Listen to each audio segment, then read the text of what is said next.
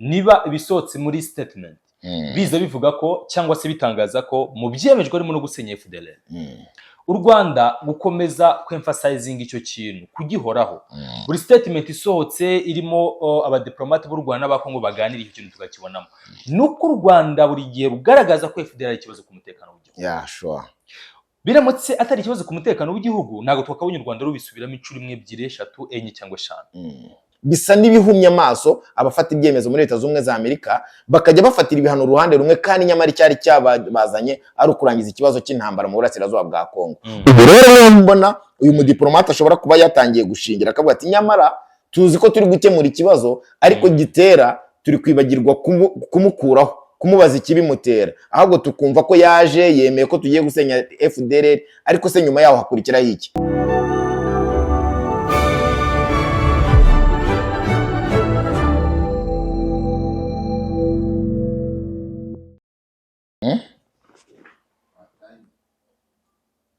Tutangire.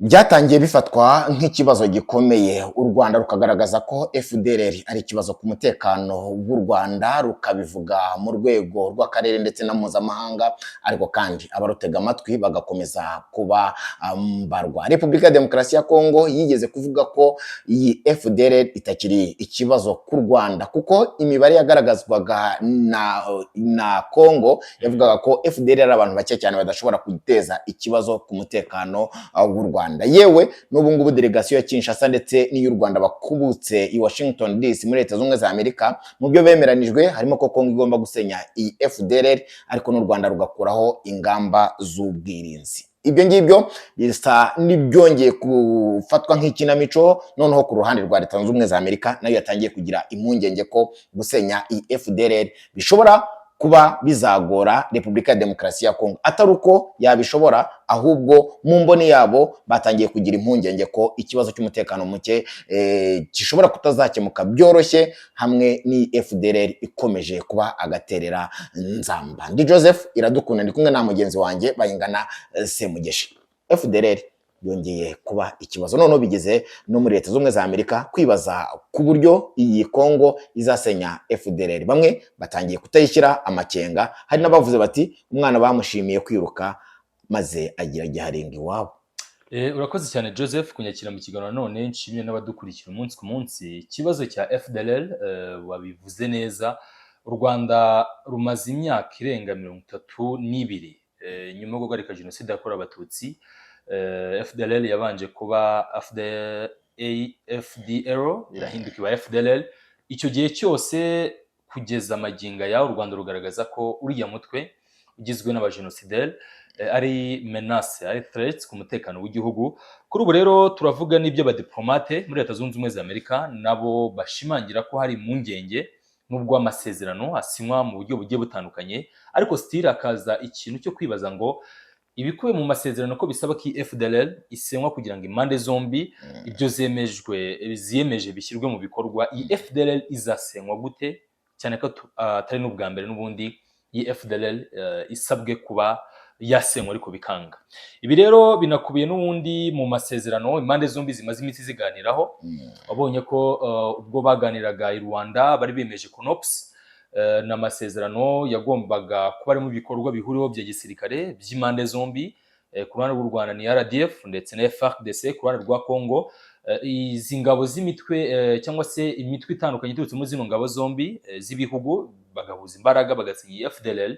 Ariko iyi CONOPS isa nkaho yimwe umwanya, nubwo yanagaragajwe ko iri mu by'abakuru b'ibihugu bashyizeho umukono ko FDLR igomba gusenywa. Still ndavuga nyakubahwa Perezida wa Repubulika y'u Rwanda Paul Kagame na mugenzi we Son Excellence Felix Tshisekedi tariki enye Ukuboza, ariko still now biracyari ikibazo kugeza naho ngira ngo amubonye no mu diplomate wahoze akuriye komite ishinzwe Afurika mu bubanyi n'amahanga bwa Amerika, avuga ko nawe ubwe afite doubt kw'iyo ngingo yo kuba FDLR yasenywa. afite doubt ku kuba FDLR yasenywa. Ubundi iyo tuvuga FDLR ni umutwe ugizwe na bamwe mu basize bakoze jenoside yakorewe abatutsi mu Rwanda, bahungiye mu burasirazuba bwa Kongo nyuma y'uko bemerewe kwambuka muri Kongo bafite intwaro, baragiye n'ubundi barisuganya, ariko icyabakuye mu Rwanda ntibakibonye nk'icyasha, ahubwo bakibonye nk'iturufu bashobora gukomeza kurwanisha, ku buryo imyaka 31 irashize jenoside yakorewe abatutsi ihagaritswe na RPF mu Rwanda. Abayikoze na n'ubu bakomeje guhembera ingengabitekerezo ishingiye ku ivanguramoko mu burasirazuba bwa Kongo, byanatumye abakongomani benshi bakoresha ururimi rw'ikinyarwanda bo mu bwoko bw'abatutsi bahungira mu bihugu by'akarere. Mu Rwanda hari inkambi zabo, muri Uganda hari inkambi zabo, muri Tanzania hari inkambi zabo, nta hantu umukongomani atari, ndetse bamwe muri abo ngabo bamaze gutangira kubona Leta z'Ubumwe za Amerika nk'ubutaka bw'isezerano. Iyo tuvuga FDLR rero tuvuga nk'ibumbatiye ikibazo cy'umutekano muke umaze imyaka isaga 30 ubera uhangayikishije uburasirazuba bwa Kongo, Kivu y'Amajyaruguru ndetse na Kivu y'Amajyepfo. Iyo urebye politike iri gukinwa muri aka karere usanga ikubiye kuri iyo ideology, bamwe barashaka kuyirwanya, abandi barashaka kuyisigasira nk'uburyo bwo gukomeza kubaho bwa politike, kuko FDLR iyi ngiyi yamaze kwinjiza mu bakongomani cyane cyane mu burasirazuba ko ikibazo ari ubwoko bw'abatutsi, pe import aho baba bakomoka hose, ari abari muri Kongo ibyo ntibyahabaga, ariko nabo batangiye gucanamo nyuma y'uko FDLR imaze kuba firitire mu butegetsi bwa Repubulika ya Demokarasi ya Kongo, binageza ku guhunga.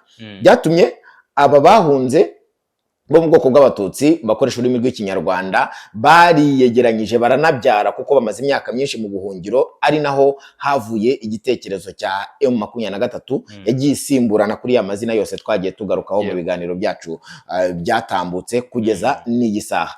Kuba FDLR mu burasirazuba bwa Kongo ntabwo byahaga henge k'umutekano na busa u Rwanda, byatumye narwo rushyiraho ingamba z'ubwirinzi mu gukomeza gukubitira ikibi kure kugira ngo umunyarwanda atazongera guhura n'ibyo byago cyangwa se niyo sanganya y'umutekano muke, ndetse no kuba umwuka mubi ushingiye ku ivanguramoko wakongera kugaruka mu Rwanda, ari nabyo ubu ngubu bigeze ku rwego mpuzamahanga, niba ariko nabivuga, bashaka umuti w'ikibazo.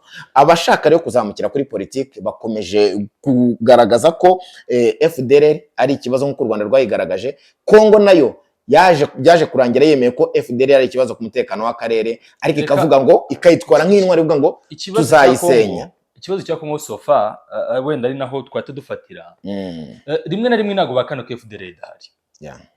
Sometimes ubona ko bajya bashyiraho n'abayobozi bashinzwe imikorere hagati ya FDLR ndetse n'igisirikare cya leta. Twabonye muri rwa rugamba rwo gufata mu mujyi wa Goma, wa mugabo M23 yahitanye generali Peter Chirimwami, bikavuga ko uriya mugabo ari we wari ukuriye ibikorwa byo guhuza ingabo za leta ndetse na FDLR. Sometimes ukumva bamwe mu badiplomate bakuru baravuze bati FDLR u Rwanda rura rwitwaza nibyirahari, ariko abagirimo n'abasaza, nta bantu batari active. Ariko kibaza ideology ntabwo igendera ku myaka, kubera ko FDLR njya ngo ndakubwira ngo yamaze kuba ideology, ntabwo ikiri abarwanisha imbunda cyangwa se abica abantu mu buryo bwose babikoramo. Ubu turabara mu buryo bwa ideology, ikwirakwizwa ry'ingengabitekerezo n'ubwicanyi bwa hato na hato mu karere k'ibiyaga bigari. So ugwanga niyo ideology, nekereza ko niyo u Rwanda uri kuvuga ko ari menace muri mu burasirazuba bwa Kongo, nibyo u Rwanda rubisobanura ko ari menace, kuko iyo FDLR ifite ubushobozi bwo kwisuganya ikagaba ibitero. Ngira ngo wabonye ko Afande Ronald Rwivanga uvugira RDF yavuze ko imibare bafite y'inzego z'ubutasi za RDF igaragaza ko aba FDLR bari active ari hagati y'7,000 n'10,000. Abo ni abantu baramutse bahawe ubufasha na leta y'igihugu. Wamenye ibindi se? Iyo ni imibare iherutse kuvuga. Ubu noneho biravuga ko FDLR bari kubarirwa mu 500. Ibihumbi 500 abagize FDLR. Ni imibare nahoze mbona ari imbuga nkoranyambaga duhuriraho n'abandi basesenguzi bahoze bibaza kuri iyo mibare. Ushobora kuyikerensa, ariko buriya inzego z'ubutasi ziba zimaze, ushobora kuba ngo ni 7,000 n'ibihumbi 10, ariko ubirebera mu buryo bwagutse akareba ese bya 10,000 biri kurera bangana gute, ideology iri mu bantu bangana gute, babaye corrupted, bashobora kumva iyo ngengabitekerezo.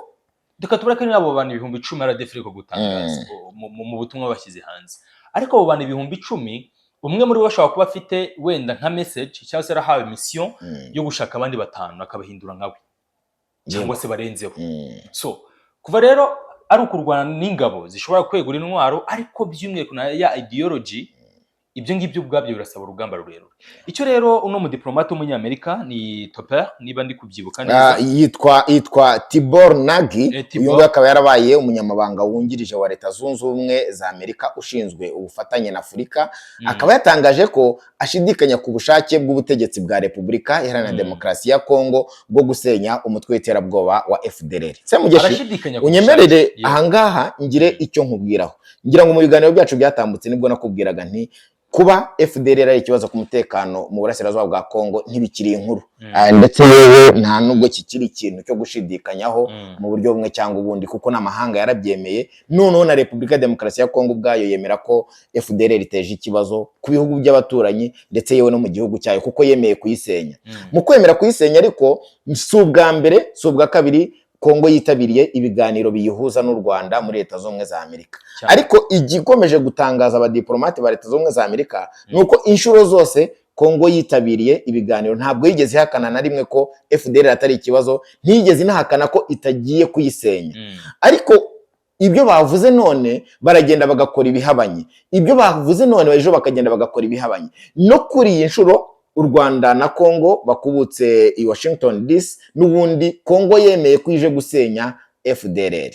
Ariko abantu batangiye gushyira mu nyurabwenge ko duhora mu magambo amwe, ko duhora tubwirwa bimwe, uruhande rumwe rukagaragaza FDLR ko ari ikibazo, ndetse yewe n'ubutegetsi bwa Kinshasa ukabona ko barabyumva, ariko si ntambwe yatewe kugira ngo FDLR isenywe niyi. Ntidukwiye gutekereza noneho kabiri twibaza duti nibyo hari amarobing akorwa, tugiye kugaruka yenda ku marobing yagiye akorwa mu itangazamakuru, mu bategetsi, mu bavuga rikumvikana hirya no hino ku isi. Kongo yagiye bikora bikanagaragara ko yakoresheje amafaranga menshi, ariko se kuki havuga umuhate wo gusenya FDLR ugaragarayo turi ku meza y'ibiganiro? Nyuma y'ameza y'ibiganiro hakurikira iki? Impamvu wenda mbere ku cyo ngicyo uvuze, impamvu bivugwaho nuko biba biri mu bigize ingingo.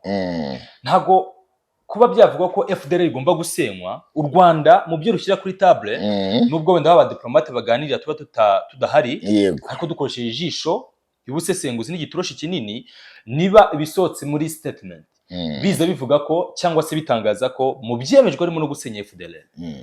U Rwanda gukomeza kwemphasizing icyo kintu kugihoraho.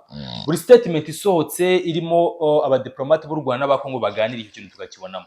Nuko u Rwanda buri gihe rugaragaza ko FDLR ari ikibazo ku mutekano w'igihugu. Sure. Biramutse atari ikibazo ku mutekano w'igihugu, ntago twakabonye u Rwanda rubisubiramo inshuro imwe, ebyiri, eshatu, enye cyangwa eshanu. Ari nabyo byahise bituma u Rwanda ruhitamo gushyiraho ingamba z'ubwirinzi kugira ngo noneho urwo rubashe ruhangane n'izo menace. Bamwe bavuga ko ari abajandarume b'isi cyangwa se bifuza kugira ibyo bakemura, bazaza ari kurwana rwo ruvuga ruti nibura 80% twe twagerageje kurwana n'ingaruka zatugeraho, iyo 20% katuyerekere diplomasi izazikora ibyayo. Ari nayo step turimo cyangwa se phase turimo so far. Iyi FDLR rero kugaragaza impungenge no kubera iki duhora tubikomozaho cyane. Iyi FDLR bamwe mu bafata ibyemezo by'ingingo z'umutekano ubwabo ni FDLR, ikagira ikindi kintu cyiza cyuko yashyizwe kwibera. Kinshasa yifata nk'umwana w'umuhererezi. Akenshi mu miryango tuvukamo babucura nibo bakunze, ababyeyi bakunda abana bose, ariko kubona ko babucura ari ukuntu bitabwaho kurusha abandi. FDLR nayo isa nkaho ari umwana w'umuhererezi muri Repubulika ya Demokarasi ya Kongo. Kujya n'ubwo Kisekedi niba arangura amarangamutima yamurenze, niba byari byagenze bite, akavuga ati buri wese ufite mission na gahunda yo guhungabanya umutekano w'u Rwanda, uwo muntu ndamukeneye ngo umutere inkunga. Izi FDLR uribuka bafata umujyi wa Goma, raporo zitandukanye zigaragaza kuriya mujyi buriya M23 yawufashe urimo ingabo zirenga 200,000. Yego, ura mujyi wa Goma. Izo twe tuzi ubwacu ni ingabo za leta zari zirimo zirenga 130,000 na hafi 70.